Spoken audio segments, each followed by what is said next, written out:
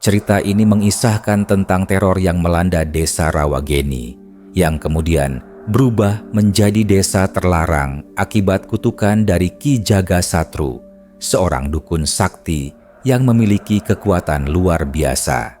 Ketika para warga mulai melawan dan berusaha menghentikan Ki Jagasatru, mereka terjebak dalam perangkap kutukan yang menyebabkan mereka harus memilih pengorbanan untuk menghentikan teror tersebut.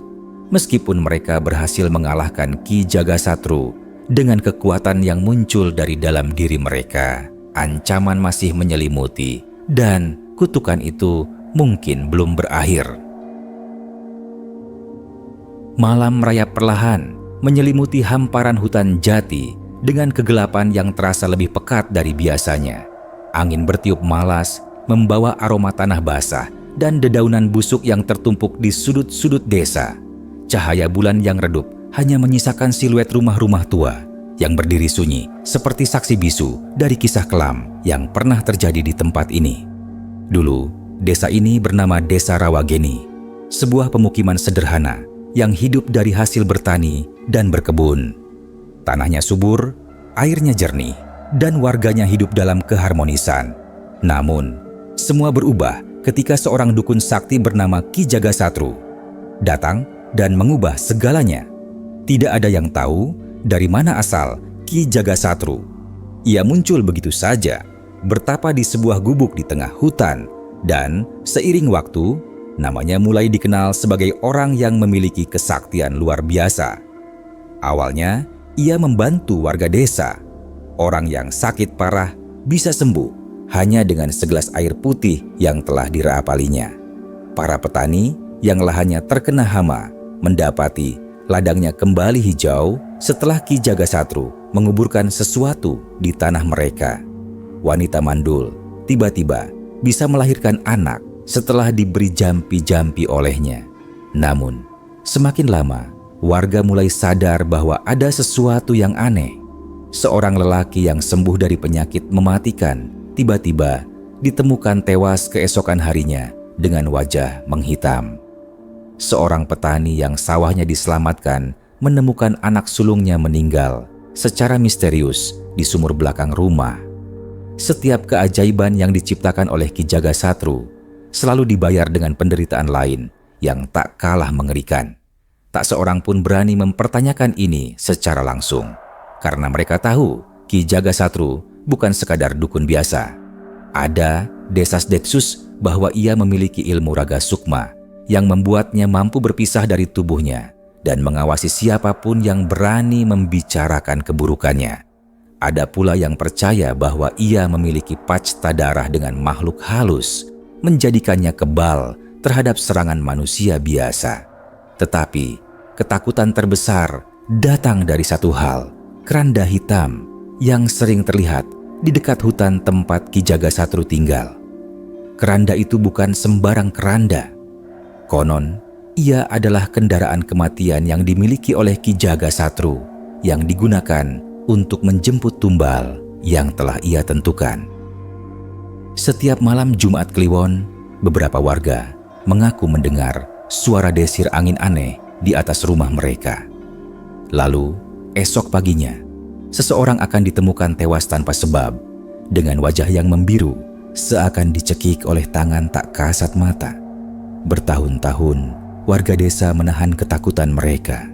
Mereka memilih bungkam, membiarkan nyawa berguguran, dengan harapan Ki Jagasatru akan puas dan berhenti mengambil korban. Namun, ketakutan itu berubah menjadi amarah ketika tragedi menimpa seorang wanita bernama Nyi Sarti. Nyi Sarti adalah seorang janda miskin yang tinggal di pinggiran desa bersama anak semata, wayangnya, Raksa, yang baru berusia 7 tahun. Baginya, Raksa adalah satu-satunya alasan untuk tetap bertahan hidup. Namun, pada suatu malam Jumat Kliwon, Raksa menghilang. Nyi Sarti yang baru bangun tidur mendapati pintu rumahnya terbuka lebar. Jantungnya berdegup kencang saat ia menyadari Raksa tidak ada di tempat tidurnya. Dengan tubuh gemetar, ia mencari anaknya keluar rumah, meneriakkan namanya berulang kali. Namun, Yang ia temukan hanyalah jejak kaki kecil di tanah yang berakhir di tepi hutan. Dan di atas pepohonan, samar-samar ia melihat sesuatu yang membuat darahnya membeku. Sebuah keranda hitam melayang perlahan, menghilang di balik kabut hutan. Dengan panik, Nyi Sarti berlari ke balai desa. Wajahnya pucat, rambutnya acak-acakan, dan matanya dipenuhi ketakutan. "Anakku diambil Ki Jagasatru. Aku melihatnya. Keranda itu membawanya pergi," teriaknya histeris. Para warga yang mendengar itu langsung terdiam. Beberapa mencengkeram dada mereka sendiri. Ketakutan yang selama ini mereka pendam mulai mencuat ke permukaan. Namun, saat itu juga, seorang lelaki bernama Wira, salah satu petani muda yang kehilangan adiknya beberapa tahun lalu karena hal serupa, menggebrak meja. "Sampai kapan kita akan diam saja? Sampai kapan kita akan membiarkan iblis itu menguasai hidup kita?" Seruan itu mengobarkan emosi yang selama ini terkubur dalam ketakutan. Dalam hitungan menit, puluhan warga berkumpul dengan obor dan senjata seadanya, parang, bambu runcing, dan pisau dapur. Mereka telah kehilangan terlalu banyak orang, dan malam itu mereka memutuskan bahwa Ki Jagasatru harus dihentikan.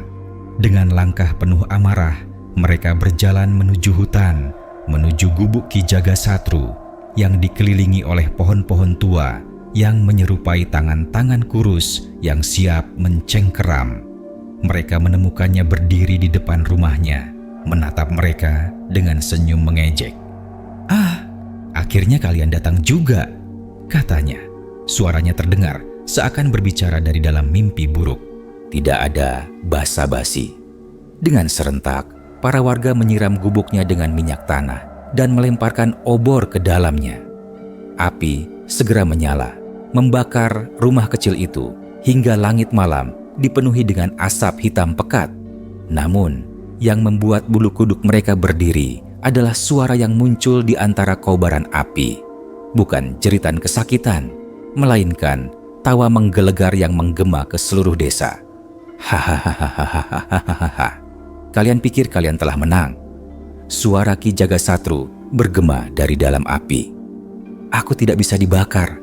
Aku tidak bisa mati. Aku akan kembali. Aku akan menjemput kalian satu persatu. Dan aku akan datang dengan keranda terbangku." Detik berikutnya, suara itu menghilang. Api meredup dengan sendirinya, meninggalkan puing-puing hangus yang tak berbekas. Tidak ada jasad, tidak ada tanda-tanda bahwa seseorang terbakar di dalamnya. Namun, sejak malam itu, desa ini tak lagi sama. Satu persatu, penduduk mulai meninggalkan tempat itu. Rumah-rumah dibiarkan kosong, ladang-ladang terbengkalai, dan dalam beberapa tahun, desa Rawageni berubah menjadi desa terlarang. Tidak ada yang berani menyebut namanya. Tidak ada yang berani mendekati hutan itu lagi. Namun, setiap malam Jumat Kliwon, mereka yang masih tinggal di desa sebelah selalu melihat sesuatu di langit. Sebuah keranda hitam melayang perlahan mencari jiwa-jiwa yang harus ditebus.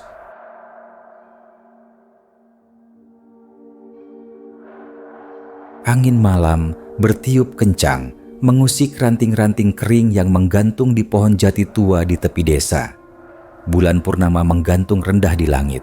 Cahayanya terselubung kabut tipis yang menjadikan malam itu semakin suram. Hawa dingin menjalar ke setiap sudut, seolah memberi peringatan kepada siapa saja yang berani keluar rumah di malam Jumat Kliwon. Di sebuah warung kopi tua di pinggir desa sebelah, sekelompok pemuda duduk melingkar. Mereka adalah Raka, Danu, Jeffrey, dan Lilis, 4 sahabat yang telah lama penasaran dengan cerita tentang desa terlarang. "Jadi, kau yakin benar-benar melihatnya?" tanya Raka. Suaranya sedikit bergetar, meski ia berusaha tampak biasa saja. Di hadapannya, seorang lelaki tua bernama Mbah Wirya menghisap rokok, lintingannya perlahan. Wajahnya yang dipenuhi keriput tampak muram. Matanya yang sayu namun masih tajam menatap ke arah Raka dengan sorot penuh beban. "Anak muda," ujar Mbah Wirya akhirnya, "jika kau cukup pintar, kau tidak akan menanyakan hal itu, karena bagi mereka yang sudah melihatnya, tidak akan pernah bisa melupakannya." Hening sejenak. Danu, yang sejak tadi terlihat paling skeptis, menghela napas panjang. Mbah, itu kan cuma mitos. Masa kita harus percaya begitu saja? Dulu mungkin iya, tapi sekarang ini sudah zaman modern. Tidak ada yang namanya keranda terbang atau kutukan dukun sakti." Mbah Wirya tidak langsung menjawab. Ia memandang anak-anak muda itu satu persatu sebelum akhirnya berkata pelan, "Jika kau benar-benar ingin tahu, pergilah ke sana sendiri, ke desa terlarang, malam ini, karena di malam seperti inilah keranda itu akan muncul." Ucapan itu membuat bulu kuduk mereka berdiri. Lilis menelan ludah, sedangkan Jeffrey menoleh ke arah Raka dengan ragu. Namun, Raka justru tersenyum tipis. "Baik, kita pergi malam ini." Jam menunjukkan pukul 11 malam ketika mereka akhirnya sampai di tepi desa terlarang. Suasana di sana begitu sunyi, hampir tidak ada suara jangkrik atau binatang malam lainnya. Pepohonan jati yang mengelilingi desa tampak seperti bayangan hitam yang mengancam di bawah cahaya bulan. Jalan setapak menuju desa itu dipenuhi ilalang tinggi yang bergoyang perlahan, seperti tangan-tangan hantu yang siap mencengkeram siapa saja yang lewat. Rumah-rumah tua yang telah ditinggalkan sejak bertahun-tahun lalu berdiri dalam keheningan. Jendelanya menganga gelap seperti mata kosong yang mengintai. "Aku tidak suka tempat ini," bisik Lilis menggenggam tangan Jeffrey erat. Danu menyalakan senter, mengarahkannya ke jalanan yang ditumbuhi rumput liar. "Santai saja, ini cuma desa kosong, tidak ada yang perlu ditakuti." Namun, tepat saat Danu berkata demikian, sesuatu terjadi. Angin kencang tiba-tiba bertiup, membawa bau anyir yang menusuk hidung mereka. Jeffrey menoleh ke belakang dengan wajah tegang. "Apa kalian mencium itu?" Raka mengangguk pelan. Bau itu, bau busuk yang aneh, seperti daging busuk yang telah lama dikubur. Lalu mereka mendengar sesuatu. Klek, klek, klek. Suara kayu yang berderak pelan, seperti ada sesuatu yang melayang di udara. Mereka saling berpandangan, tubuh mereka menegang. Danu menyorotkan senter ke arah langit, dan saat itulah mereka melihatnya. Di atas pepohonan, sebuah keranda kayu tua melayang perlahan.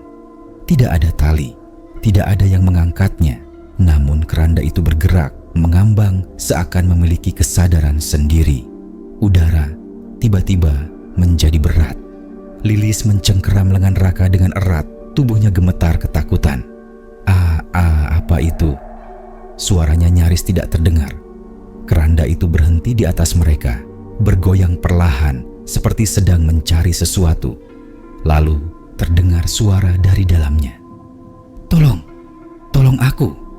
Suara itu lirih, penuh kesakitan, seolah ada seseorang yang terperangkap di dalam keranda. Raka menatap teman-temannya, napasnya memburu. Ini di luar akal sehat, ini tidak mungkin nyata. Tapi mereka semua melihatnya dengan mata kepala sendiri. Danu, yang sejak tadi tampak paling berani, tiba-tiba berbisik, Ini hanya ilusi kan?" Namun, sebelum ada yang bisa menjawab, keranda itu mulai terbuka perlahan. Engsel kayunya berderit nyaring, mengeluarkan suara yang membuat jantung mereka seakan berhenti berdetak. Dan di dalamnya, mereka melihat sesuatu yang tidak akan pernah mereka lupakan seumur hidup. Sebuah wajah pucat dengan mata kosong dan mulut yang menganga. Tubuhnya kering seperti mumi yang telah lama terkubur. Namun yang paling menyeramkan adalah matanya. Bola matanya merah menyala, menatap mereka dengan kebencian yang dalam. Lilis menjerit. Jeffrey mundur beberapa langkah, hampir terjatuh. Tiba-tiba, keranda itu bergetar hebat, seperti ada sesuatu yang mencoba keluar dari dalamnya. Udara berubah menjadi dingin menusuk, dan angin kencang berputar mengelilingi mereka. Dari dalam keranda terdengar suara tawa menggelegar. Hahaha, aku telah kembali. Seketika, lampu senter mereka padam dan dunia menjadi gelap. Raka tidak tahu berapa lama ia berdiri di sana. Tubuhnya terasa mati rasa oleh ketakutan. Angin terus berputar, menerbangkan daun-daun dan debu di sekitar mereka. Tiba-tiba, Lilis menarik tangannya dengan panik. "Lari! Kita harus keluar dari sini!" Tanpa berpikir panjang, mereka berlari. Nafas mereka memburu, jantung mereka berdetak begitu kencang seakan bisa meledak kapan saja. Danu menoleh ke belakang dan yang ia lihat membuatnya hampir kehilangan keseimbangan. Keranda itu bergerak, mengejar mereka, melayang di udara dengan kecepatan yang tidak masuk akal. "Jangan lihat ke belakang, terus lari," teriak Jeffrey. Mereka berlari secepat yang mereka bisa, melompati akar-akar pohon yang menjulur di tanah, menerobos semak-semak yang tajam melukai kulit mereka. Raka tidak tahu apakah mereka bisa selamat, tapi satu hal yang ia sadari, ini bukan sekadar cerita lama. Kutukan itu nyata, dan Ki Jagasatru telah kembali.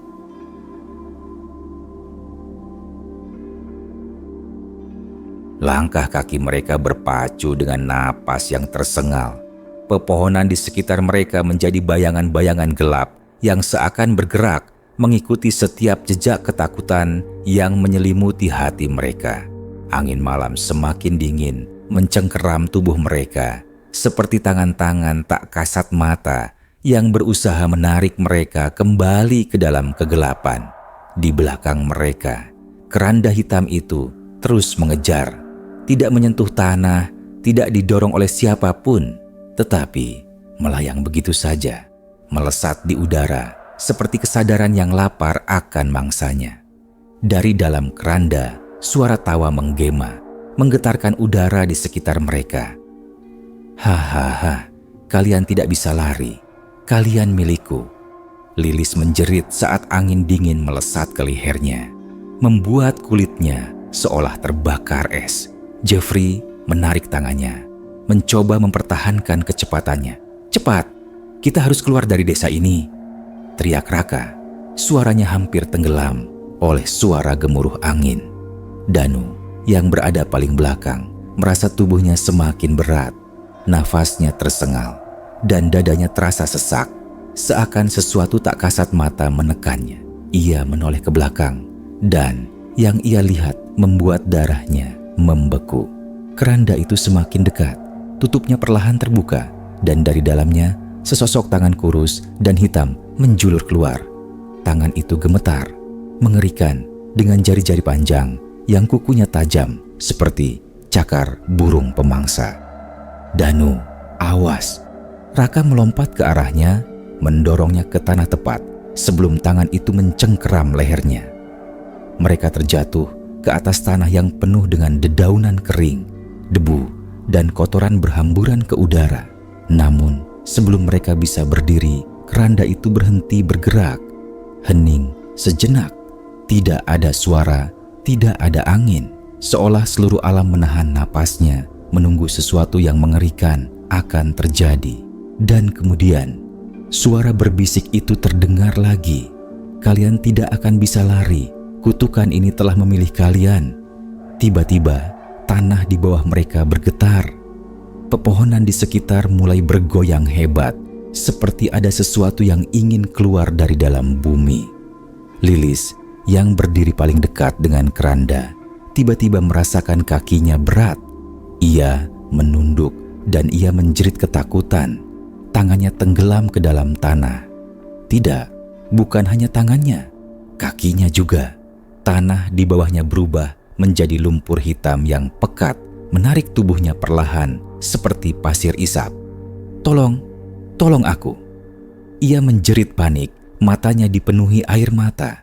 Jeffrey berusaha menariknya keluar, tetapi semakin ia mencoba, semakin dalam Lilis terseret. Raka dan Danu juga bergegas membantu, menarik tubuhnya dengan sekuat tenaga. Namun, sesuatu mencengkeram kaki Lilis dari dalam tanah. Sebuah tangan kurus dengan kulit yang mengelupas, yang mencengkram pergelangan kakinya erat. Dan dari dalam tanah, suara mengerikan itu kembali terdengar. Satu nyawa harus dikorbankan. Mata Lilis melebar. Tidak, aku tidak mau mati.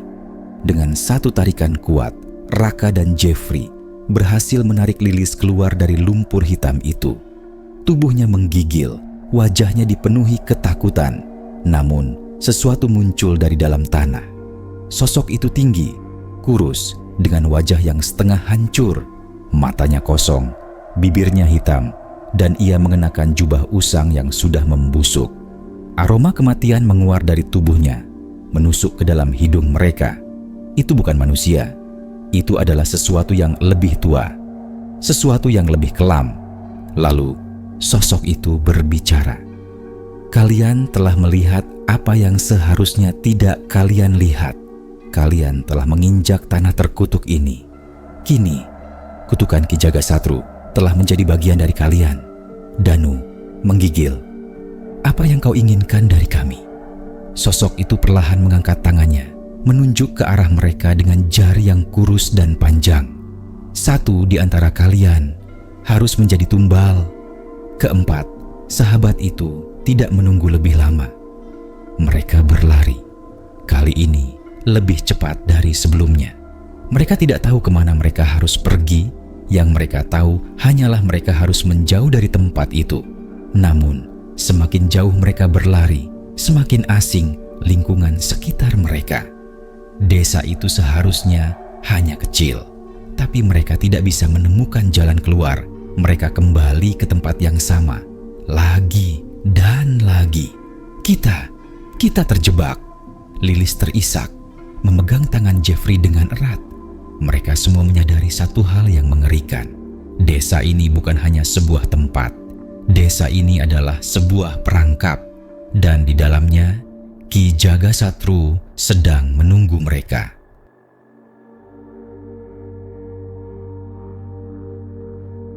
Malam semakin larut, tetapi kegelapan di desa terlarang seakan tidak pernah berubah. Cahaya bulan yang tadinya samar kini seperti ditelan oleh kegelapan yang pekat, seolah langit pun enggan memberikan penerangan kepada siapapun yang tersesat di tempat ini. Keempat sahabat itu berdiri di tengah jalanan yang dipenuhi debu dan ilalang kering. Nafas mereka masih terengah-engah setelah berlari sekian lama. Namun, yang membuat mereka ketakutan bukan hanya kelelahan, melainkan kenyataan bahwa mereka kembali ke tempat yang sama. Jalan yang mereka lalui terus berputar-putar, kembali membawa mereka ke titik awal. Rumah-rumah tua dengan jendela hitam menganga tetap berdiri di sekeliling mereka, seolah menatap dengan mata kosong yang siap menelan mereka hidup-hidup.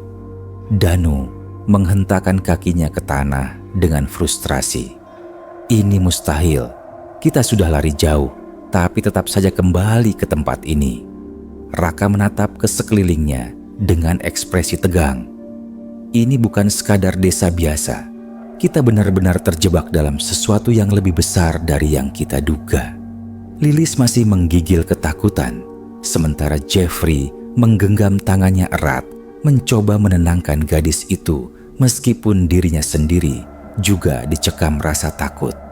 Apa kita sedang bermimpi? Lilis berbisik, matanya basah oleh air mata. Atau kita sudah mati? Tidak ada yang menjawab. Keheningan menggantung di udara, hanya ditemani oleh suara angin yang berhembus di antara pepohonan kering. Tiba-tiba, mereka mendengar suara langkah kaki. Tap, tap, tap. Suara itu tidak berasal dari mereka. Langkahnya lambat, menyeret, seolah milik seseorang yang telah mati, tetapi dipaksa untuk terus berjalan. Raka menelan ludah, lalu memberanikan diri untuk berbisik. Siapa di sana? Tidak ada jawaban. Namun, bayangan seseorang mulai muncul dari kegelapan di ujung jalanan desa. Bayangan itu tinggi dan kurus, tubuhnya diselimuti kain compang-camping yang berkibar tertiup angin. Kepalanya tertunduk, rambut panjangnya kusut dan menutupi sebagian besar wajahnya. Namun, yang paling mengerikan adalah tangannya. Tangan itu terlalu panjang untuk ukuran manusia biasa, dengan jari-jari yang kurus dan kuku hitam panjang yang menyerupai cakar. Sosok itu berhenti di tengah jalan, hanya beberapa meter dari mereka. Lalu, perlahan, kepalanya terangkat, mata kosong, wajah pucat, bibir menghitam. Salah satu dari kalian harus menjadi tumbal. Suara itu bergetar, dalam dan menggema di udara.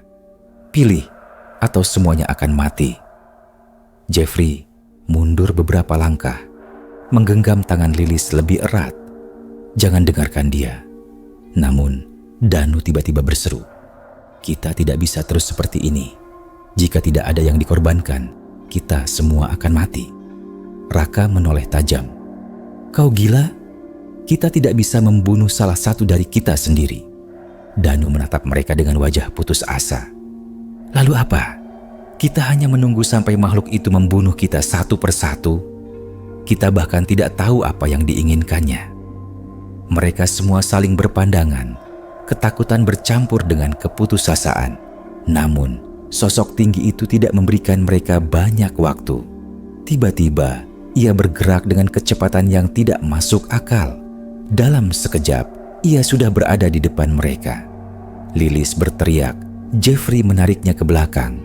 Namun, tangan makhluk itu mencengkeram lengan Danu. K.A.U. Mata Danu membelalak saat jari-jari makhluk itu menancap ke kulitnya, mencengkeram erat seperti rantai besi. Panas membakar tangannya, rasa sakit menjalar hingga ke tulangnya. "Lepaskan aku!" Danu menendang makhluk itu dengan putus asa, tetapi sentuhannya justru terasa seperti membakar dagingnya sendiri. Aroma daging yang terbakar menyebar di udara, membuat Lilis hampir muntah karena jijik dan ketakutan.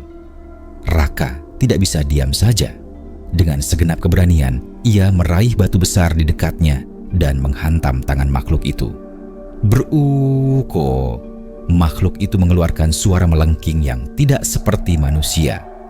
Teriakannya bergema ke seluruh desa, membuat udara bergetar, seolah langit pun ikut merasakan kesakitannya.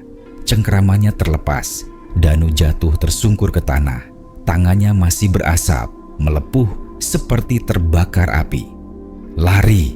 Raka berteriak. Mereka semua langsung berlari, meninggalkan makhluk itu yang masih berteriak kesakitan. Namun, mereka tahu ini belum selesai. Setelah berlari tanpa henti, mereka akhirnya tiba di sebuah rumah tua di pinggir desa. Pintu kayunya setengah terbuka, seolah mengundang mereka untuk masuk. Tanpa berpikir panjang, mereka bergegas masuk dan menutup pintu di belakang mereka. Napas mereka memburu, tubuh mereka penuh luka dan lecet. Danu terbaring di lantai, tangannya masih perih. "Apa-apaan itu tadi? Kenapa dia menyerangku?" Lilis menangis, tubuhnya menggigil. "Kita tidak bisa keluar dari desa ini. Kita akan mati di sini." Raka menatap sekeliling. Rumah itu dipenuhi debu, namun ada sesuatu yang aneh. Di dinding tergantung lukisan tua yang warnanya sudah memudar.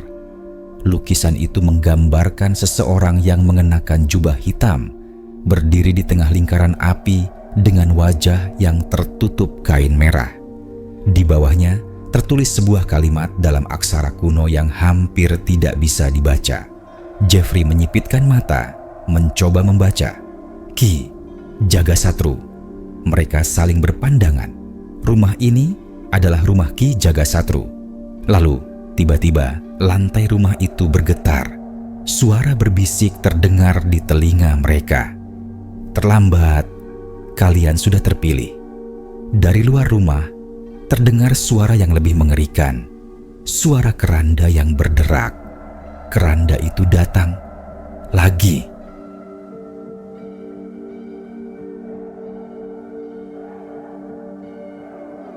Rumah tua itu terasa semakin mencekik. Dindingnya penuh debu. Jendela-jendelanya berderak pelan seolah siap runtuh kapan saja. Aroma kayu lapuk dan jamur memenuhi udara, menciptakan suasana yang semakin menyesakkan. Di luar, suara itu semakin mendekat. Krek, krek, krek. Derak kayu tua itu menggema dalam gelap, seperti suara roda keranda yang diseret di atas tanah kering. Dia datang. Lilis berbisik dengan suara hampir tak terdengar. Danu yang masih terbaring di lantai dengan tangan terbakar menggertakkan giginya, berusaha menahan rasa sakit. Keringat bercucuran di dahinya, tetapi bukan hanya karena luka di tangannya, melainkan juga karena ketakutan yang semakin menggigit. Jeffrey dan Raka berdiri di dekat jendela yang setengah tertutup debu. Mereka tak berani melihat keluar, tapi bisa merasakan kehadiran sesuatu yang sangat kelam merayapi setiap sudut rumah itu. Lalu, suara itu berhenti. Hening. Terlalu hening. Seakan seluruh dunia menahan napasnya. Lilis menelan ludah, tubuhnya bergetar. Apa dia pergi? Bisiknya. Raka menggeleng, matanya menatap lurus ke pintu yang bergetar perlahan. Tidak, dia menunggu. Tiba-tiba, brak-kak-kak. Pintu rumah itu dihantam keras dari luar. Lilis menjerit dan mundur ke belakang, menabrak kursi tua yang langsung roboh dengan suara nyaring. Jeffrey meraih sesuatu, sepotong kayu lapuk yang ada di lantai. Satu-satunya senjata yang bisa ia temukan. Pintu kembali bergetar. Brak-kaka, brak-kaka. Dari luar, suara berbisik terdengar. Suara yang dalam dan menggema, seolah berasal dari seseorang yang sudah lama mati. Kalian, milikku. Danu mencoba berdiri, meskipun tubuhnya masih lemah. Ia bersandar pada dinding sambil menahan rintihan. Kita harus keluar dari sini. Kita tidak bisa terus bersembunyi. Lalu kemana? Raka mendesis. Kita sudah mencoba lari dan kita selalu kembali ke tempat yang sama. Kalau begitu kita harus mencari jawabannya di sini. Jeffrey berkata tegas, menunjuk ke lukisan tua di dinding. Ini rumah Ki Jagasatru. Dia pasti meninggalkan sesuatu. Mereka semua menoleh ke arah lukisan itu. Lukisan yang menggambarkan sosok berjubah hitam berdiri di tengah lingkaran api dengan wajah tertutup kain merah. Di bawah lukisan itu ada rak kayu tua yang hampir roboh. Raka tanpa pikir panjang mendorongnya ke samping, menimbulkan suara kayu yang berderak keras. Di balik rak itu ada sesuatu. Sebuah pintu kayu kecil di lantai, hampir tertutup debu dan kotoran. Lilis menelan ludah. Sebuah ruang bawah tanah. Jeffrey buru-buru berlutut dan menarik pegangan besi di pintu itu. Awalnya pintunya macet, tetapi dengan satu tarikan kuat, engselnya akhirnya berdecit dan terbuka, memperlihatkan tangga batu yang menurun ke dalam kegelapan. Dari bawah sana, udara dingin naik ke permukaan, bercampur dengan aroma tanah basah dan sesuatu yang lebih buruk, aroma busuk seperti bangkai yang telah lama membusuk. Bra-keke-ke. Pintu rumah kembali dihantam, kali ini lebih keras. Mereka tidak punya waktu lagi. Masuk, cepat. Raka berbisik dengan nada mendesak. Tanpa ragu, mereka satu persatu menuruni tangga batu itu, tenggelam ke dalam kegelapan yang lebih dalam lagi. Tangga itu membawa mereka ke dalam ruangan yang sempit, dingin dan lembab. Cahaya samar dari korek api yang dinyalakan Jeffrey bergetar di dinding batu, menciptakan bayangan yang menari-nari dengan menyeramkan. Danu terhuyung dan bersandar di dinding. Ini tempat apa ini? Mereka melihat sekeliling. Ruangan itu tidak besar, tetapi dipenuhi dengan benda-benda aneh. Tengkorak hewan, patung-patung kecil dari kayu dengan ukiran wajah mengerikan. Dan di tengah ruangan ada sebuah buku tua yang tertutup debu tebal. Lilis meraih buku itu dengan tangan gemetar dan meniup debunya, memperlihatkan tulisan di sampulnya. Mantra Jagasatru.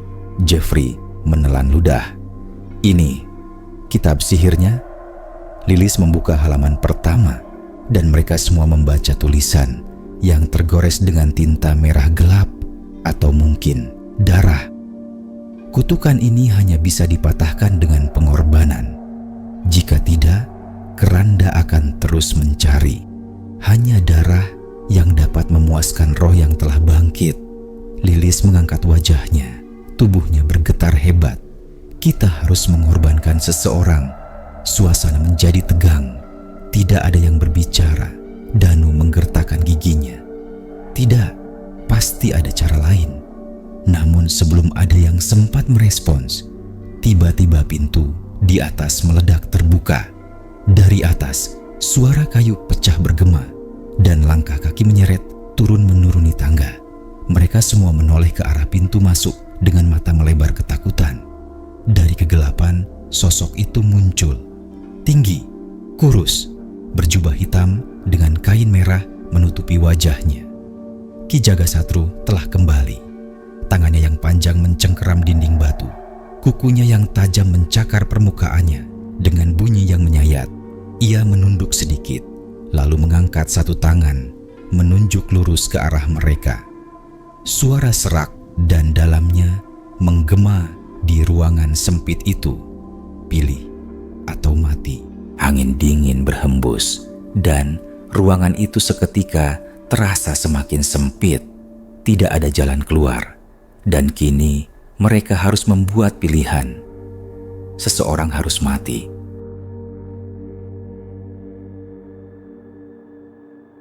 Ki Jagasatru berdiri di ambang pintu bawah tanah. Sosoknya lebih mengerikan dari bayangan yang sempat mereka bayangkan. Jubah hitamnya berkibar pelan, namun aura jahat yang terpancar dari tubuhnya membuat ruangan itu terasa lebih dingin dari sebelumnya. Waktu kalian habis, suara Ki Jagasatru bergema dalam ruangan sempit itu. Seraya langkah kakinya yang panjang mulai mendekati mereka. Setiap jejaknya mengeluarkan bunyi berderak seperti tulang yang patah, menciptakan atmosfer yang semakin mencekam. Danu merapatkan punggungnya ke dinding. Tubuhnya masih gemetar karena luka-lukanya yang belum sembuh. Kita tidak punya pilihan. Kita akan mati. Raka dan Jeffrey berdiri tegap. Meskipun mereka tahu bahwa kekuatan mereka tak ada artinya melawan sosok yang telah menguasai desa terkutuk ini. Lilis menggenggam tangan Jeffrey, mencoba menenangkan dirinya meskipun hatinya berdebar kencang. Jika kita tidak memilih, dia akan membunuh kita semua. Lilis berteriak, suaranya penuh ketakutan. Tapi kita tidak bisa mengorbankan salah satu dari kita. Kita bukan monster. Namun, suara Ki Jagasatru terdengar lebih jelas, semakin dekat, semakin menekan. Kalian sudah berada di dunia yang penuh kutukan. Apa yang kalian anggap monster adalah kenyataan yang harus diterima. Raka melangkah maju, menatap tajam ke arah Ki Jagasatru. Tidak, kami tidak akan mengikuti permainan kotormu. Kami bukan bagian dari kutukanmu. Ki Jagasatru hanya tersenyum, senyum yang penuh dengan kejahatan dan mengangkat tangan kanannya. Tentu saja kalian bisa mencoba menentangku. Tapi ingat, pilihan ini bukan lagi tentang apa yang kalian inginkan. Dengan satu gerakan tangan, tanah di sekitar mereka mulai bergetar hebat. Dinding batu di bawah kaki mereka berderak dan sebuah retakan besar muncul di lantai, membelah ruang bawah tanah itu seperti luka yang menganga. Suara gemuruh tanah yang retak membuat mereka terhuyung, hampir terjatuh. Kalian tidak bisa menghindar dari takdirmu. Kalian sudah terjebak.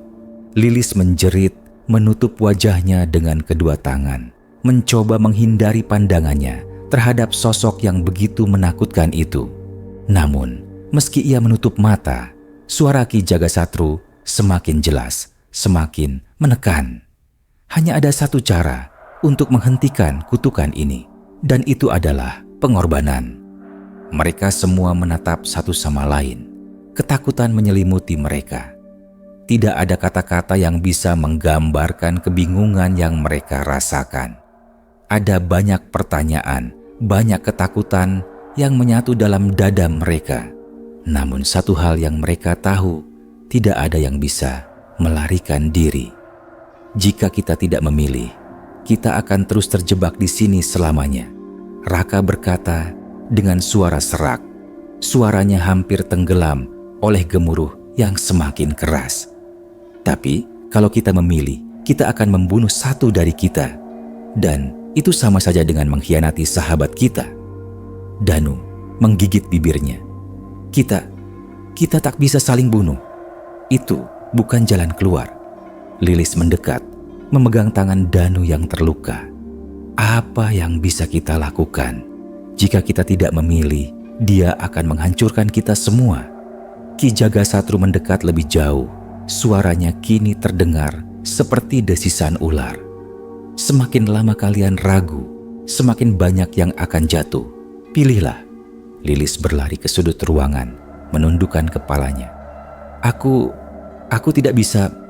Danu merasakan ketegangan semakin memuncak. Tetapi saat itu, ia melihat sesuatu di meja kayu, di sudut ruangan. Di atas meja itu ada sebuah simbol, sebuah ukiran yang terlihat familiar, seperti simbol yang ia lihat pada buku yang ditemukan di atas rak sebelumnya. Ini simbol yang ada di buku tadi. Danu berteriak. Mungkin ini bisa membantu kita. Jeffrey mendekat, melihat lebih dekat pada ukiran itu. Apa itu? Namun, saat mereka semua mendekat, Ki Jagasatru kembali tertawa. Suaranya menggetarkan dinding batu di sekeliling mereka. Kalian pikir bisa melarikan diri dengan simbol itu? Itu hanya ilusi yang aku ciptakan untuk menahan kalian. Lilis menatap simbol itu dengan tatapan bingung. Jadi ini tidak ada artinya. Ki Jagasatru mengangkat tangannya dan tiba-tiba sebuah bayangan hitam muncul dari simbol tersebut mengelilingi mereka seperti kabut tebal. Lihatlah dengan jelas, dunia ini tidak memberi kalian pilihan.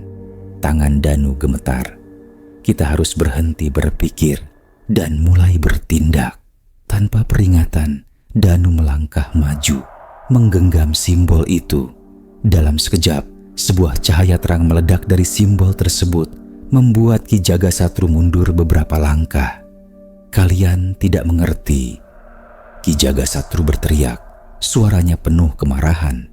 Tiba-tiba, tanah di bawah mereka bergetar lebih keras, dan suara retakan itu semakin keras, seperti dunia akan terbelah. Kalian tidak akan bisa melawan takdir. Namun, Danu hanya memejamkan mata dan berteriak dengan segenap kekuatan. Kami tidak takut padamu.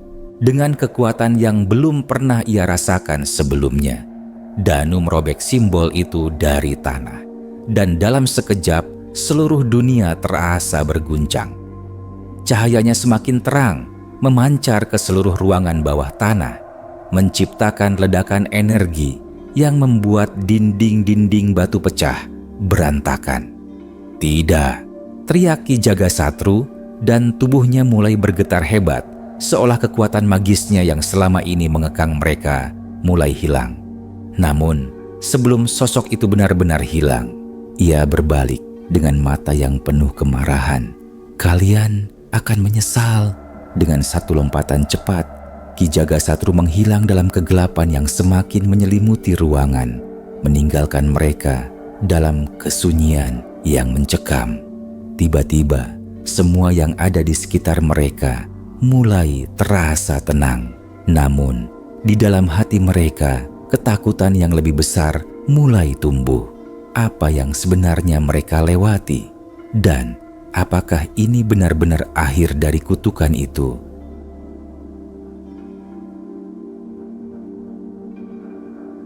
Bumi bergetar semakin keras. Deru angin berubah menjadi teriakan yang mengerikan. Tanah di sekitar mereka mulai terbelah, dan langit di atas kepala mereka semakin gelap, bagaikan langit malam yang siap menelan segala kehidupan. Hujan darah terus turun dengan deras, membasahi tanah desa yang kini tampak seperti medan perang antara kehidupan dan kematian. Sosok Ki Jagasatru yang mengerikan berdiri di hadapan mereka, semakin dekat, semakin nyata. Wajahnya yang tersembunyi di balik kain merah bersinar dengan cahaya gelap, membuatnya terlihat seperti makhluk dari dunia lain. Keranda terbang di atas tanah, berputar-putar di udara, seolah mengelilingi mereka dengan gerakan yang lambat namun penuh ancaman. Lilis terjatuh ke tanah, tubuhnya bergetar hebat. Tidak ada jalan keluar, isaknya. Kita semua akan mati di sini. Danu berdiri tegap meskipun tubuhnya terasa lemah. Matanya menyala dengan tekad yang kuat. Kita tidak akan menyerah begitu saja, teriaknya. Suaranya menggelegar, menembus kegelapan yang mengelilingi mereka. Aku tidak akan membiarkan kalian mengorbankan satu sama lain. Kita akan melawan. Jeffrey mendekat, menggenggam tangan Danu. Tidak ada jalan keluar selain melawan. Kita sudah jauh di sini. Tidak ada lagi yang bisa kita takutkan. Raka yang sebelumnya diam, kini menatap Ki Jagasatru dengan penuh kemarahan. Apa yang kau inginkan dari kami? Menghancurkan dunia ini, menciptakan kekacauan. Kami sudah cukup menderita. Ki Jagasatru tertawa. Suaranya berat dan mengerikan, seolah berasal dari kedalaman neraka. Menderita. Kalian belum tahu apa-apa tentang penderitaan yang sebenarnya. Kalian telah memilih untuk berada di sini, dan kalian akan menghadapi konsekuensinya. Tanpa peringatan, keranda itu bergerak cepat, menembus udara dengan suara berderak keras. Dari dalam keranda, muncul tangan panjang yang berlumuran darah, seolah siap menyambar mereka dalam sekejap. Tapi pada saat itu, sesuatu yang tak terduga terjadi. Danu berteriak dengan penuh kekuatan. Suaranya menggema di udara yang semakin tegang. Aku tidak takut padamu, Jagasatru. Kami tidak akan tunduk pada kutukanmu. Tiba-tiba, cahaya terang yang tidak mereka duga menyinari seluruh desa. Matahari yang seharusnya sudah lama tenggelam kembali terbit, tetapi dengan cahaya yang berbeda. Seperti cahaya dari dunia lain yang menembus kabut kelam. Semua tampak terdiam sejenak, keheningan mengisi ruang udara. Hanya suara detak jantung mereka yang terdengar keras.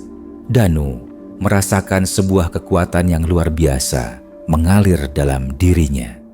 Sebuah kekuatan yang tidak dia pahami, namun terasa begitu nyata. Sesuatu dalam dirinya terbangun, dan seiring dengan perasaan itu, tubuhnya mulai dipenuhi oleh energi yang begitu kuat.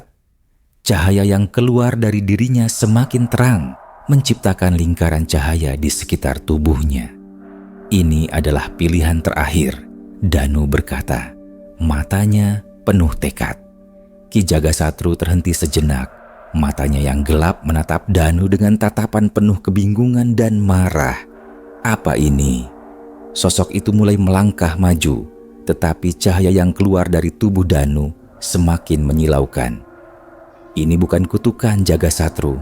Ini adalah kebebasan, teriak Danu, dan dalam sekejap, seluruh desa yang dihujani darah itu terbungkus dalam cahaya yang membutakan. Keranda terbang itu terhempas jauh ke langit, sementara Ki Jagasatru mencoba untuk mempertahankan kekuasaannya. Tapi cahaya yang berasal dari Danu semakin kuat, menghancurkan bayangannya, mengusir kegelapan yang menyelimuti desa ini. Tidak, Ki Jagasatru berteriak. Tubuhnya yang hitam mulai terbakar oleh cahaya tersebut. Ini tidak bisa terjadi. Danu tidak gentar. Dengan satu gerakan tangan yang kuat, ia melepaskan energi terakhir yang ada dalam dirinya, mengarahkan cahaya itu langsung ke tubuh Ki Jagasatru. Dunia terasa bergetar hebat saat cahaya itu menyelimuti sosok itu, membakar segalanya dalam cahayanya yang membutakan.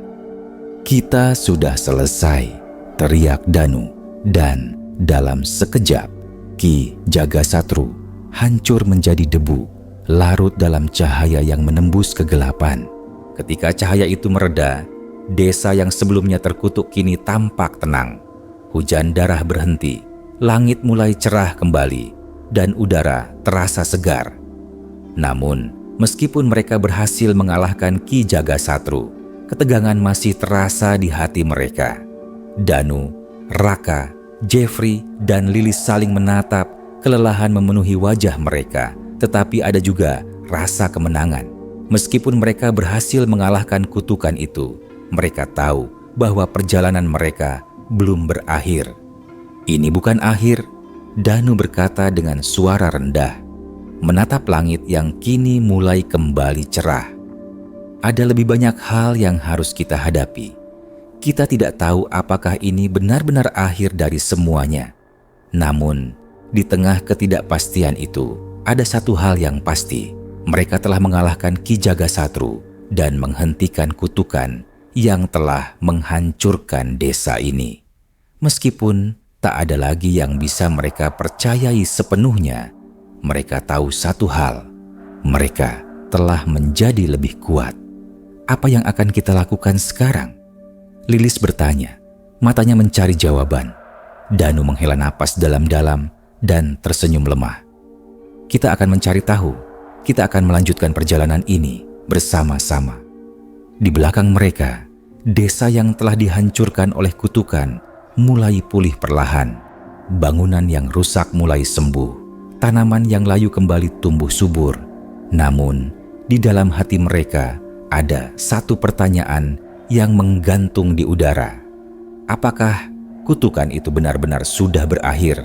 Di kejauhan, keranda yang dulu terbang kembali muncul di antara awan yang mulai menghitam, berputar-putar dengan lambat. Entah itu pertanda baru atau ancaman yang belum berakhir, mereka tidak tahu. Tapi satu hal yang pasti, perjalanan mereka baru saja dimulai.